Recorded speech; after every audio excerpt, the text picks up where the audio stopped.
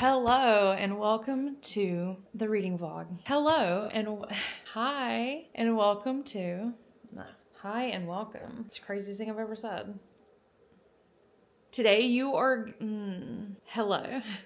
This is a reading vlog. I am so out of practice doing these. I don't even know how to intro this vlog. So anyway, hi, this is a reading vlog. In the month of January, I read 2 books, which is fine. No one cares. No one's keeping score.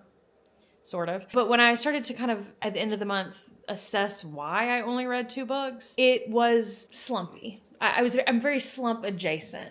I'm having a little bit of an issue with audiobooks at the moment where I'm just really not able to focus like I used to.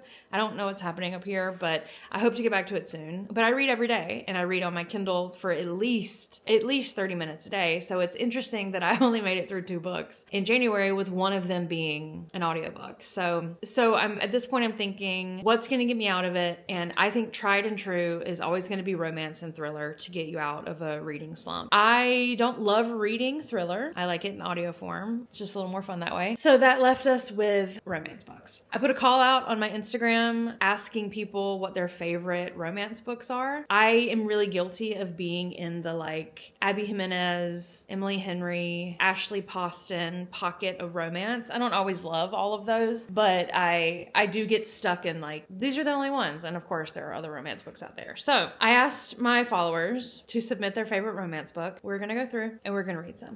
Immediately in this list, there are a lot of books that I've read. Also, I forgot to mention when I said, I'll show you, when I said working on something, what's your favorite romance book? I also say I will not be accepting Evelyn Hugo. I'm so sorry. I have read Evelyn Hugo twice. I can't get into it. Okay. I'm going to scroll through the list so you can see some of the submissions. I will say a lot of these I have already read. Of course, a lot of them are, they've been out for a while or they were really popular. I'm not trying to be like, of course I've read it. I just mean like, we're all pulling from the same pot, basically. Pot? I don't know what that means. So my goal with this exercise of asking people what their favorite book is one, like obviously find something new to me or find a common denominator that could maybe make an interesting video. So I'm seeing like a lot of Abby Jimenez. I've already read her books, and I did not like her most recent one, Just for the Summer. Did not like that book. A lot of Casey McQuiston. I also don't love her. I don't know. I can't get into it. I can if you want to know. But so like I said, a lot of these I have read, but a few stood out to me. And those are Nora Goes Off Script by Annabel Monoghan, How to End a Love Story by Yulin Kuang, and First Time Caller by BK Borison, a really new release considering all of these that were submitted. So over the course of this video, I'm going to be reading these 3 books. I will tell you along the way how it goes, what I'm thinking. I'm going to be honest with you. 1, I'm obsessed with, and it's my new personality. And 1, I won't say I hated, but I really didn't enjoy it. Place your bets now for which is which. As always, let me know in the comments if you've read these and what your thoughts are. And frankly, if you like this style of video, I would really like to keep doing them. So tell me that you like it. All right, let's read. I'm filming this after, like I've already read. So that's just me pretending. Let's read.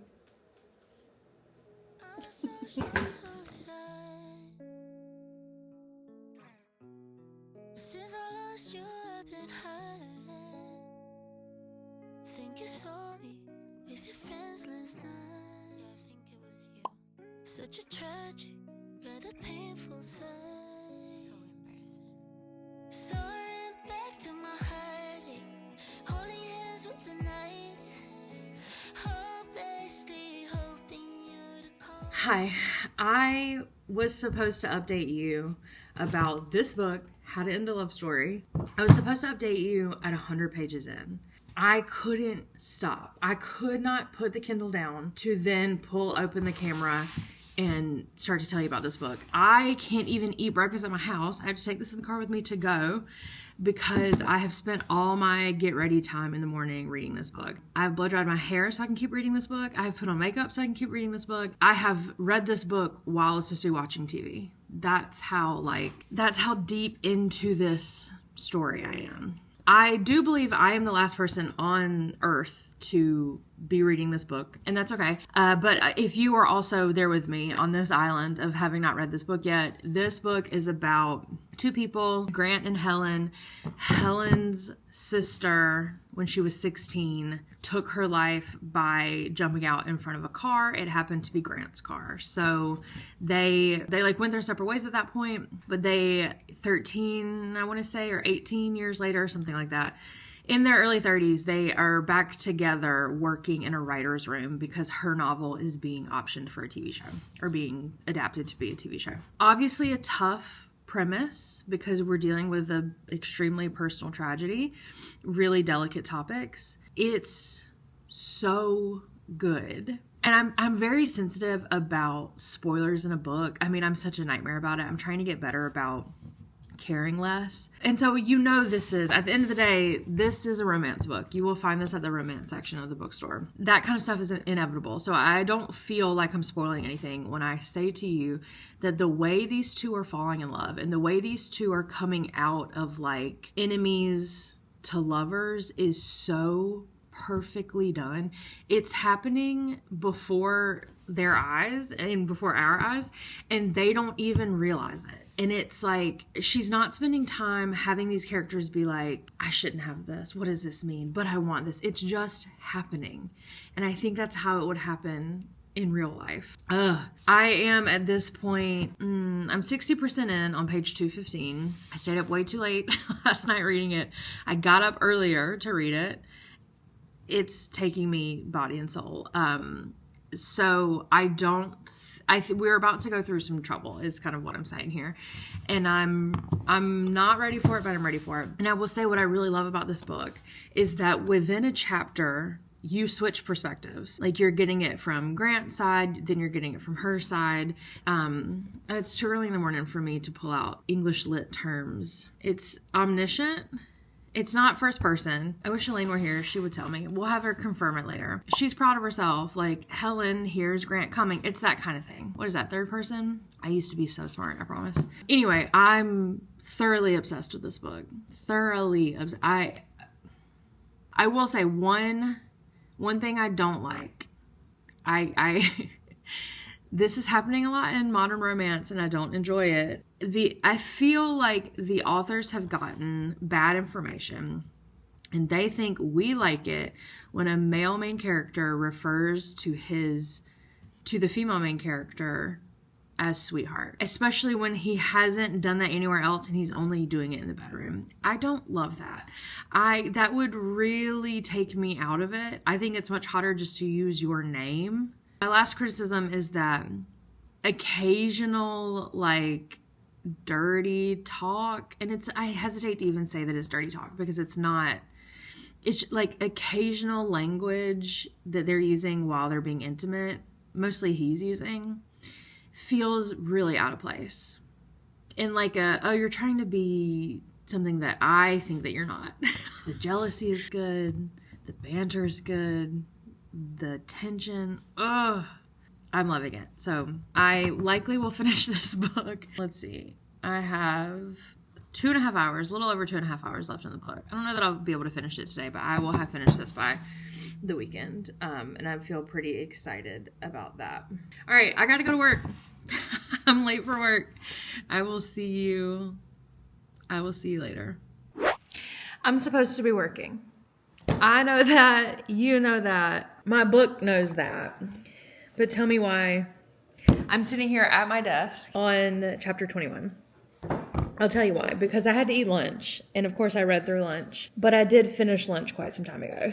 It's also, oh my God, it's 43 degrees here, and it's raining so hard, and all I want to do is go home, get cozy, and read this damn book, but I can't. I had a thought like just now during reading, what am I saying? Something has come up that is annoying me. I can't be the only person that is noticing it. I know I'm not the only person noticing it because of Sarah J. Maas and her watery bowels or whatever it is she says. I find so much in modern romance that these authors they're incredible writers, but then they will pick a very uncommon turn of phrase and they will not let it go. And so hers is, I had to write it out, the insistent tattoo of her heart against his chest. She is saying the insistent tattoo of her heart, or the tattoo of her heart, over and over again. This is probably realistically only like the 4th time it's happened, but that is too many times. And I get really frustrated by that. And I'm curious how it happens. I know this goes through like the editor and some readers and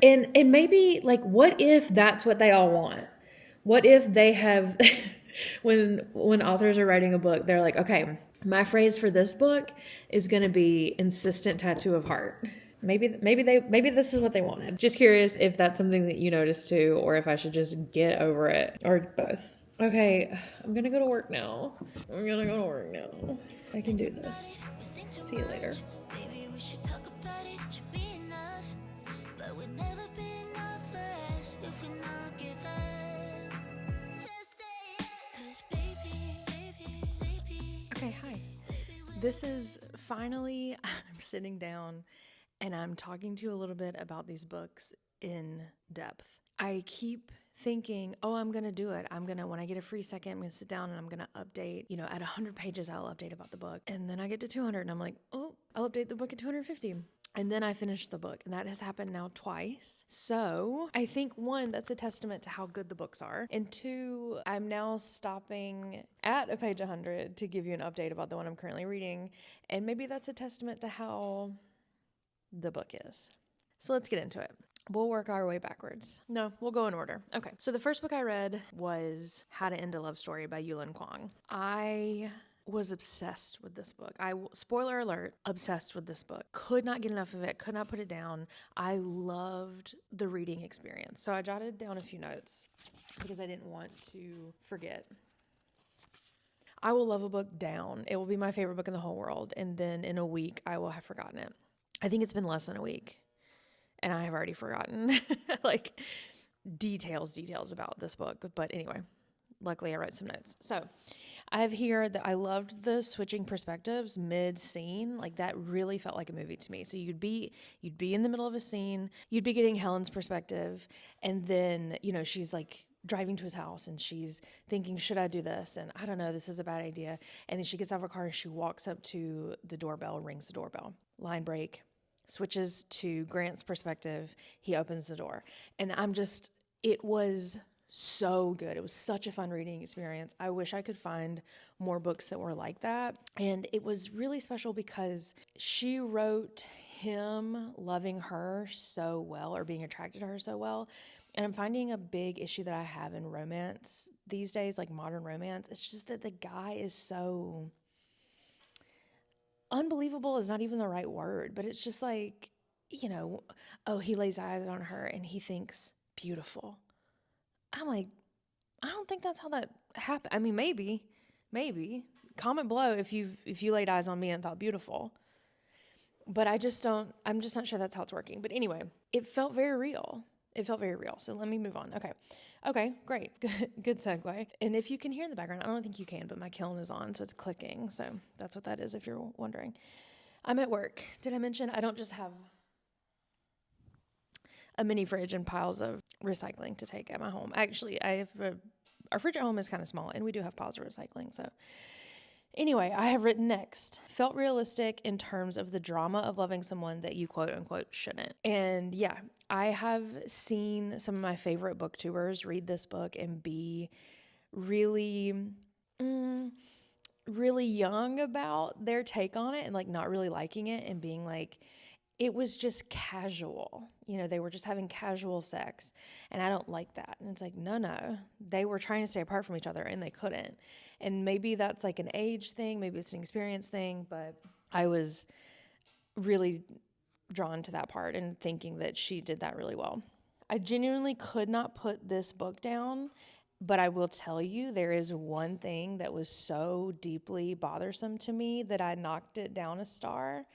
And let me look it up, actually. I have this pet peeve, and I think I talked about this a little bit during the vlog. I really struggle when authors get caught up in this like very specific turn of phrase. I think it's probably really easy to accidentally do because you don't write a book sequentially, I don't know, I've never written one. And so I think you think of it one time and then, 2 weeks later you're writing something different and it pops into your mind and you're just genuinely not realizing that it's happening. That being said, I've opened the Kindle app, I've opened the book, I've used the search feature and typed in the word tattoo. And there are 4, 5, 6, 7 instances where she uses it like this. Insistent tattooing rhythm, the rapid tattoo of her pulse. He can see the rapid tattoo of her pulse. He can hear the insistent tattoo of her heart. His tongue and the insistent tattooing rhythm in her chest. And it's like, you guys, that really bothers me. It's such a weird way to put it. And at first I read it and I thought, okay, the rapid tattoo of her pulse. So I'm thinking like, the tattoo machine moves in and out. And so I'm like, it's fast. Is that what they mean? And so I'm kind of, at first I'm like, okay, interesting. But then as we keep going, I'm like, okay, we're still using this. Okay, that's really weird. And I don't know, it bothered me so badly that I took a star away. Maybe that's petty, but it's true. I did not know, and no spoilers, I just will say, like, I was towards the end of the book, and I did not know if we were going to get a happily ever after. And the thought of not getting one, I was completely fine with. So to me, that really means something. I wrote, tension was a...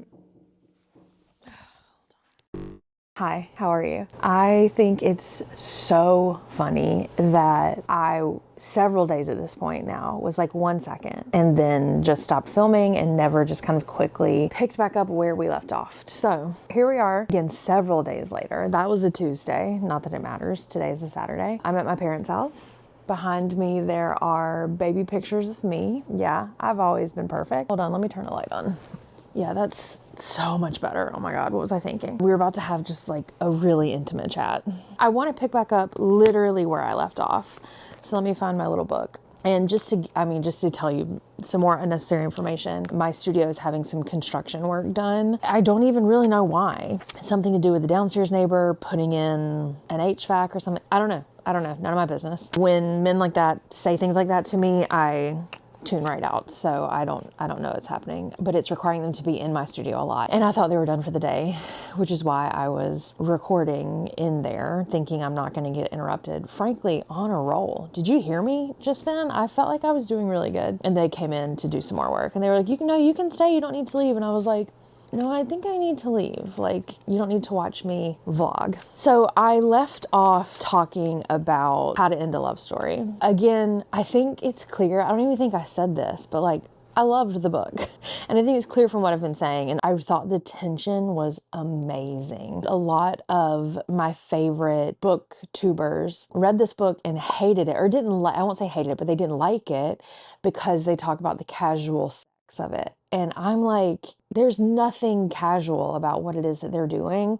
I so deeply understand that idea of like, I cannot stay away from you. And I want to stay away from you, but I also don't want to stay away from you. And I don't want to have to tell other people that this is happening, even though they know that it's happening because they can tell. I don't know. I don't know if it's like my lived experience. I don't know if it's age.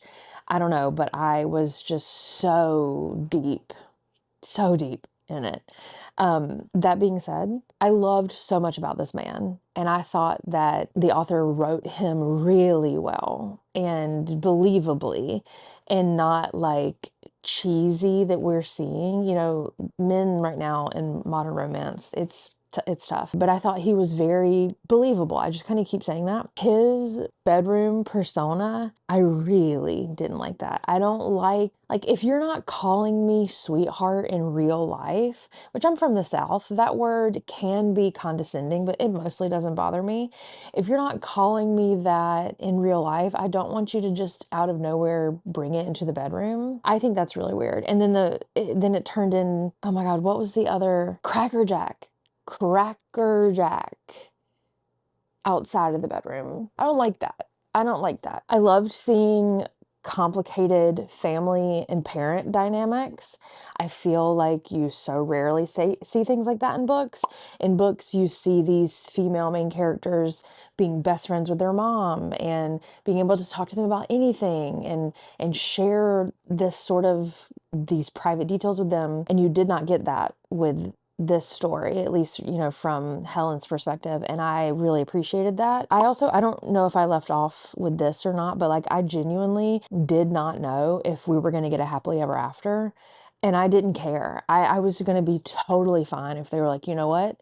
There is too much baggage, too much emotional trauma, actual trauma wrapped up in this, and we actually can't be together, and it's going to be the greatest loss of each other's life. And I was going to be like, yeah, for sure. Absolutely, for sure. Even though it's a romance book, so you kind of get where it's going to go. But the last note that I have here is like, I do think the ending was fast, but I don't even care. I appreciated that the author did not do like an epilogue, and that instead, literally the last chapter was just like, okay, here's the last chapter. We're tying it up. And I really like that. I do not like an epilogue.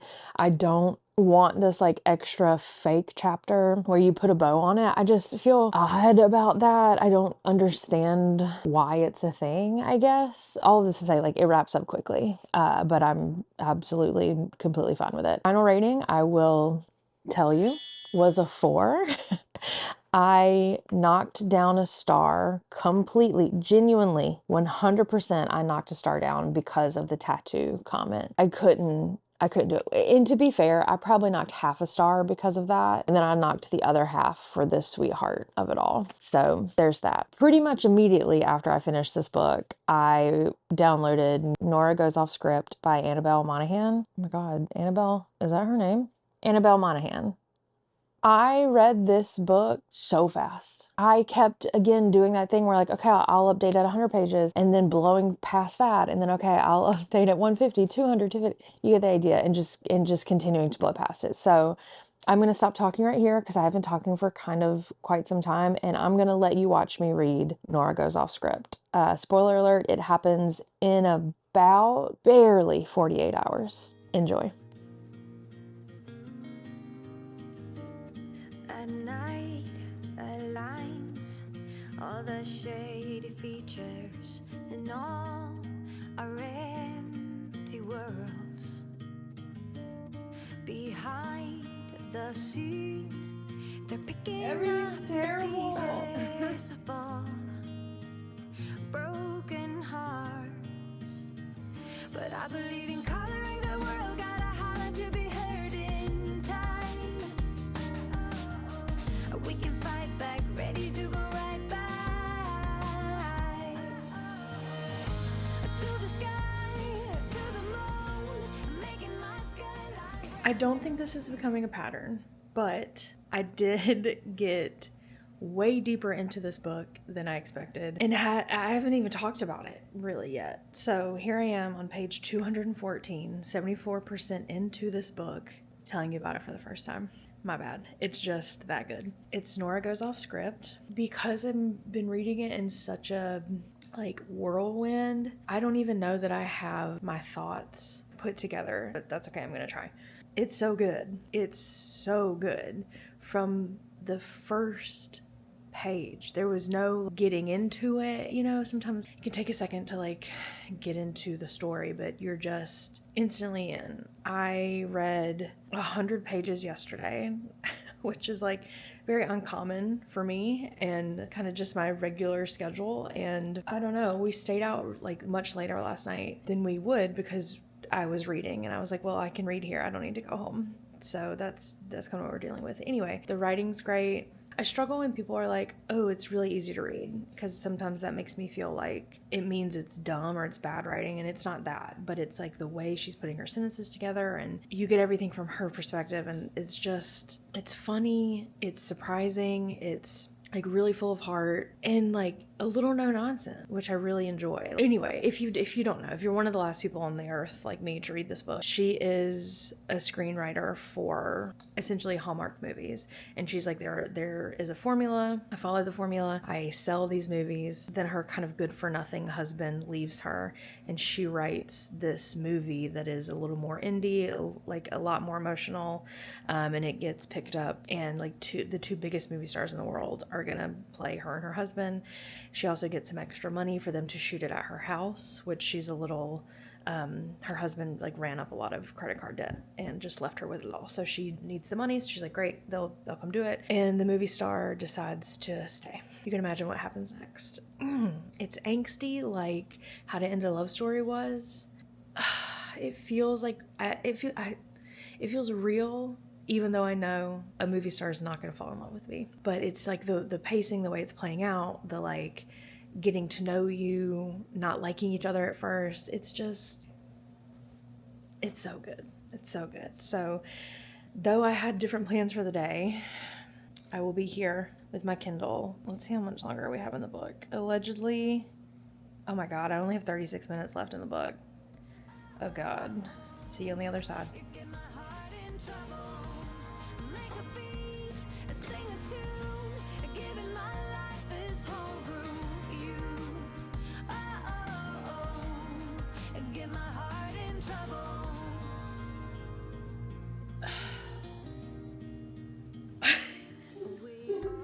Welcome back. What did you think about that? I don't know what to think about that. I don't know what happened to me while reading this book, but I wish I could repeat it like once a month. Maybe once a month is too fast, honestly, because that book broke me. I don't understand what happened. So let me go ahead and get it out of the way. 5 stars. Honestly, I don't know that I understood like a 6-star book until maybe I read this book. It hits on everything that I love to read in this like contemporary women's fiction. I don't know why that sounds so condescending, or it feels condescending to say, but it was a perfect book. It's emotional, it's romantic, it covers so many bases of like relationships with a partner, with a husband, with a new boyfriend, with your children, with your friends, with your parents. It's just, I will never stop recommending this book. And I can't even get out the words of like exactly why I loved it. So let me just try. This book is fantastical. It is very unlikely that a movie star is going to pull up at my house, park a camper there, and then stay and fall in love with me. That's just probably not going to happen. But the way she writes this book and unfolds this story, it feels so real and it feels so sweet, but also it's cinematic in the way that almost the last one, How to End a Love Story, is cinematic in terms of like you're watching these two people fall in love with each other without really realizing that they're doing it. And when that is done well, boy, is it satisfying. I ended up highlighting 55 things from this book, which I didn't tell you for the last one. Let me go back and see. I'm a big highlighter. I love reading on my Kindle because I do get to easily highlight my favorite passages. I would love to be more of an annotator and writing in my books and underlining and all of that stuff physically. But anyway, a big highlighter, all of this to say. And with How to End a Love Story, I highlighted 51 passages, and Nora Goes Off Script, I highlighted 55 passages. This book is funny also, and I think that's so hard to do. It has some things going against it. One, I can't necessarily say, well, I guess I can, okay, let me dance around it. Often in romance books, there is like a third act breakup, or there's a big issue they have to overcome, or, there is something that causes turbulence. This turbulence that was caused historically would have bothered me, but it didn't. It didn't this time, is what I'll say. And the other thing is there are 2 kids, and they are precocious, and they are good at telling jokes. and they're charming and they're cute and they also like feel their feelings. That tends to bother me because how realistic is that? I also don't love when like children are used to move the plot along. Loved it here, so I think I need to take a long hard look in the mirror. The way she writes, is gorgeous. It's really gorgeous. And I'm just, unfortunately, I'm going to have to read you a passage, and that sucks. I'm so sorry. Maybe even 2. Here we go. This is 12% in the book. Okay. You smell like my dad. She means it as a compliment and has confirmed my suspicion that it's scotch in that glass. Ben's, I'm guessing. I nearly lost my mind when he spent $86 on that stupid bottle. I was glad when he forgot to take it with him, but I may be more glad to see Leo drinking it unceremoniously from a juice glass. Ben would be so pissed. Ben's our ex-husband. Lucky me, he says, raising his glass in a toast. He doesn't strike me as particularly drunk, more as a person who stays mildly buzzed all day. I like this spot, he says. Me too. The sun rises here, Bernadette confides. Right here? Yep. Wow. If you stay, you can see it tomorrow. Happens every day? I think so. The two of them look out over the trees, and I have the odd sensation that I'm the third wheel here. Do you get what I'm saying? And then unfortunately, here's another one. A couple pages later, he's gone back to his trailer. He's essentially brought like a little RV. What'd he say? Arthur asked when she's made her way back to us. He wanted to know if the sun was coming up tomorrow. I told him I think so, and that he smells like Uncle Rick now. That's Jen, I tell her, and we go inside to listen to Hollywood Drive Away. It's just good. I don't even know what to tell you. I don't even think I loved how to end a love story, and I could sit here and I could write out all the things I loved about it and the issues I had with it. I can't do that with this book. So there's that. I think you just have to read it. I'm sorry if that was unsatisfying. Hopefully all the clips of me crying makes up for the lack of notes I took about this book. So that leads me into First Time Caller by B.K. Borison. This, for me, was a huge, highly anticipated release. I requested this on NetGalley, got denied. That's okay, I'll get past it. I propositioned her on Threads for a copy. Nothing. I promise I'm not letting that come into the reading of this book, but I have thoughts. And you're going to have to hear those thoughts later. Let's get back to reading this.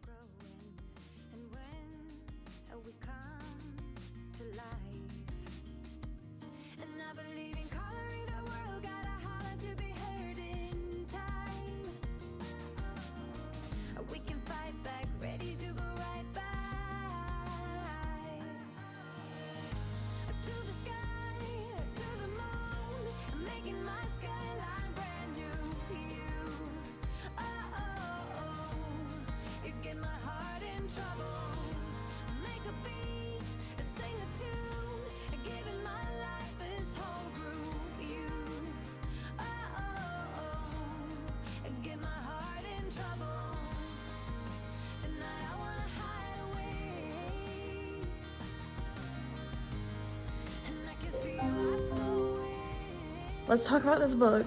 I have ultimately not really enjoyed First Time Caller much throughout the reading process until about 2/3 mark. And then it started getting good.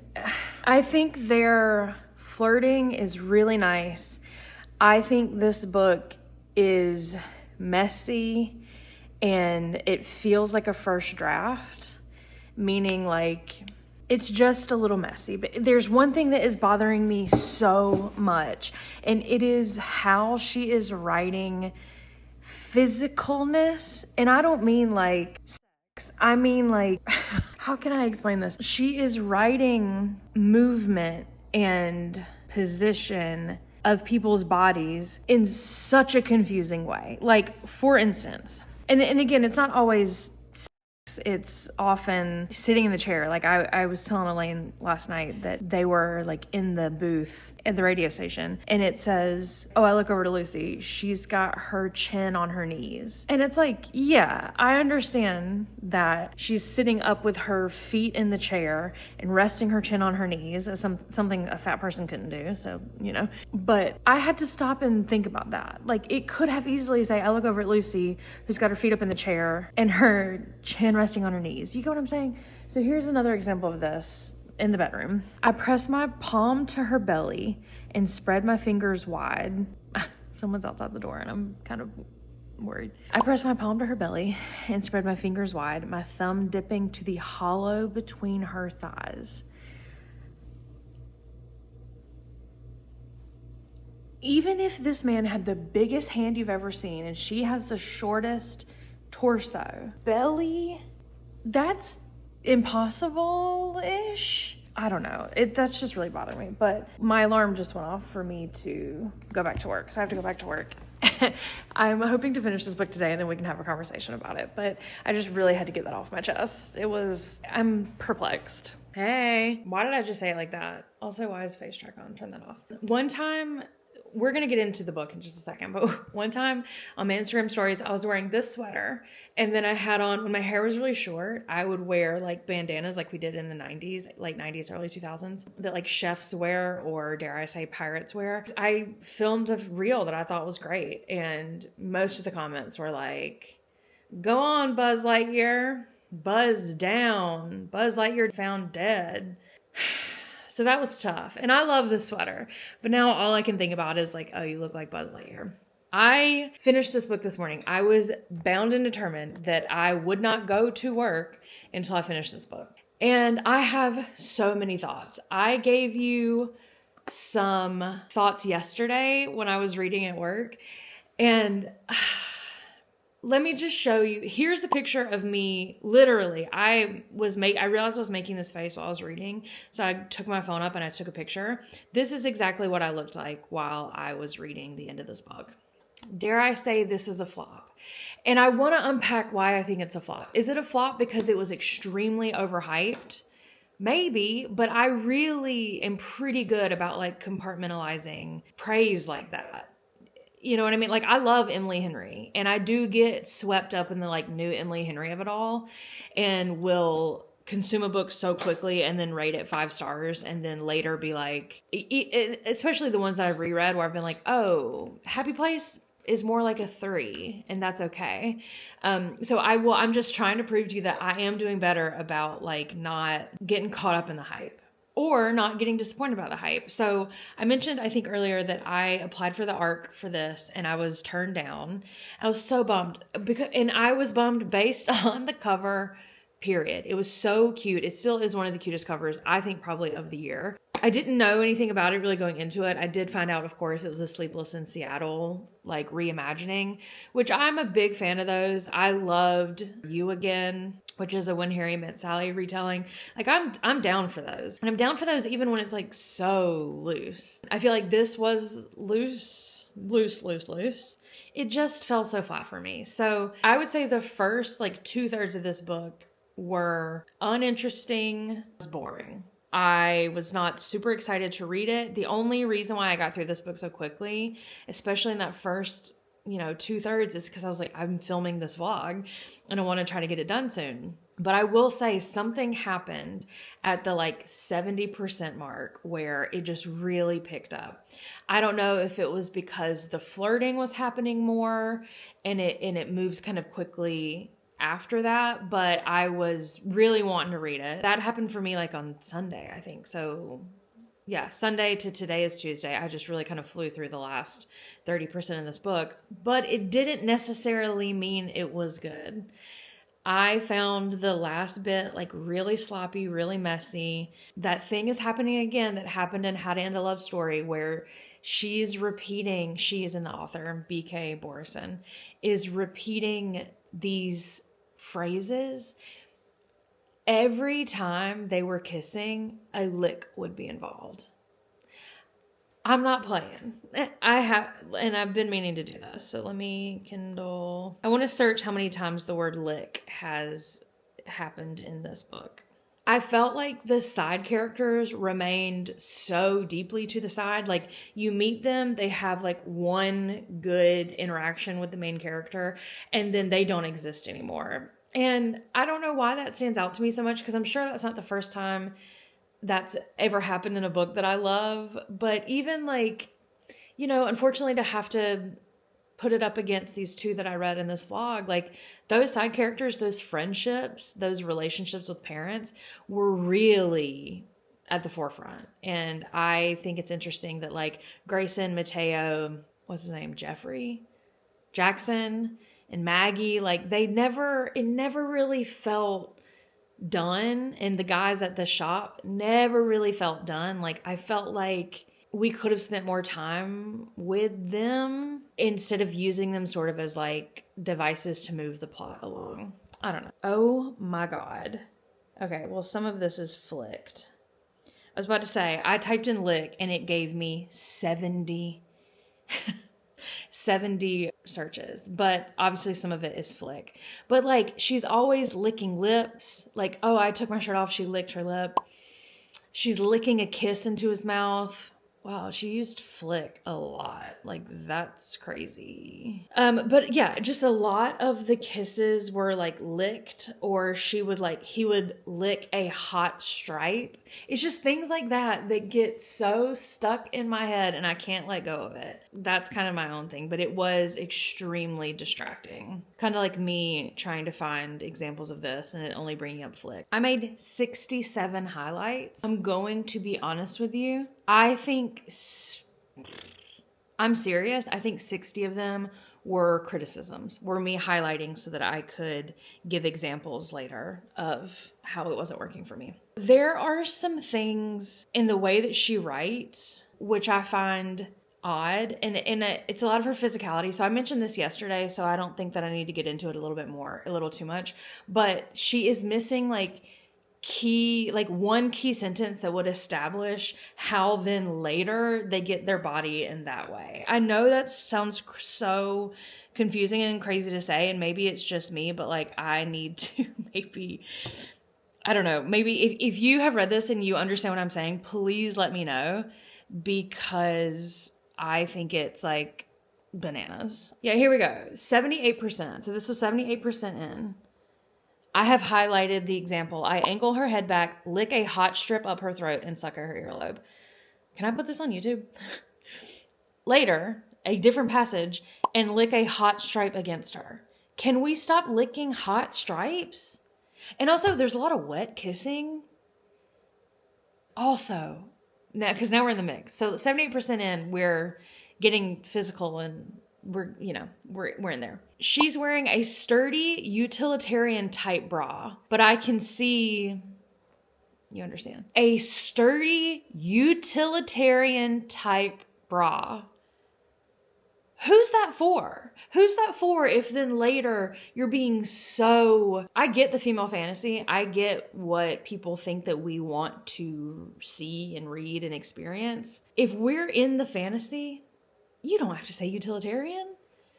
Another thing, if now I'm just complaining about stuff that I don't like in romance books, a broken sob falls out of her mouth as her twists. A sob?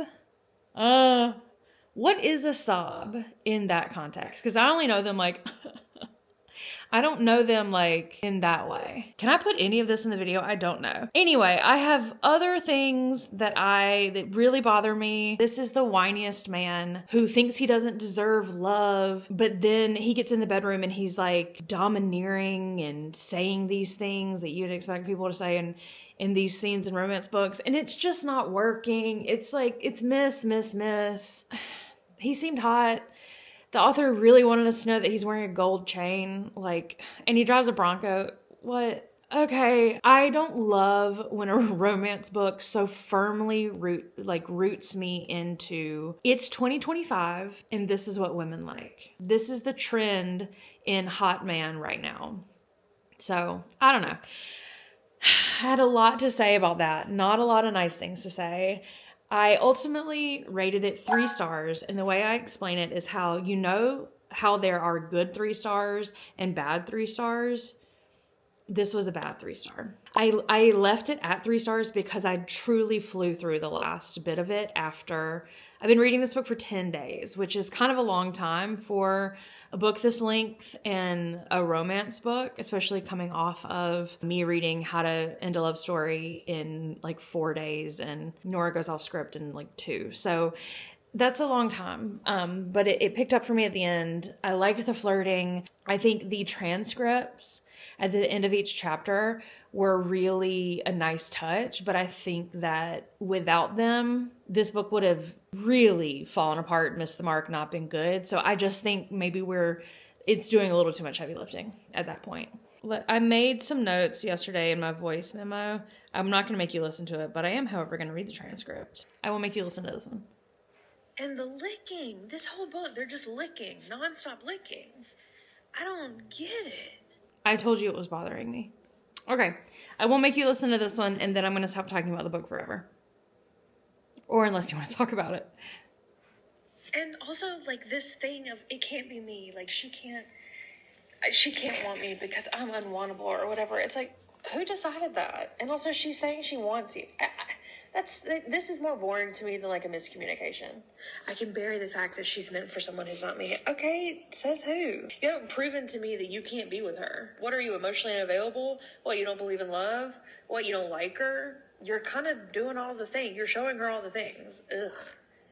How do I stop this? Couldn't figure out how to stop the recording. He keeps saying all these things. And so if you want me to believe that as a character, if you want me to believe that you're emotionally unavailable and you think you don't deserve love and you can't be this person for someone, then stop showing them the opposite. Stop showing them that you can. And then just don't be such a dum-dum. Those are my thoughts on the book.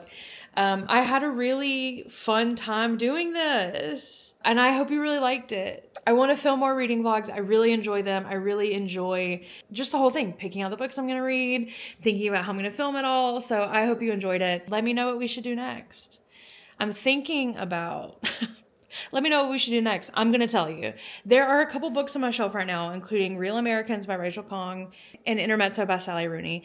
Those are 2 of my favorite authors. I have been saving those for a time when I can like really jump in. I'm guessing in my mind, I think I'm going on vacation soon. I'm not. So maybe the vlog is reading like my anticipated reads from favorite authors. Or the other idea I had was I loved growing up Sarah Dessen books. They were my favorite. A lot of my summers in high school were spent floating around a pool, or I said pool, weird, floating around our pool, or with my friend Jana in Savannah, and reading these books and then like finishing and passing it just back and forth. And I just love it. And I would love to reread my favorite like 3 from Sarah Dessen. So let me know if you'd rather see nostalgia reads or anticipated reads. Anyway, thank you for watching. If you have read these books, my computer has been open, just flashing the weirdest color on my face. If you have read any of these books, please tell me your thoughts, especially if you loved them, because I want to know why, and especially if you hated them, because I wanted to know why. All right, that's it. Love you. Bye.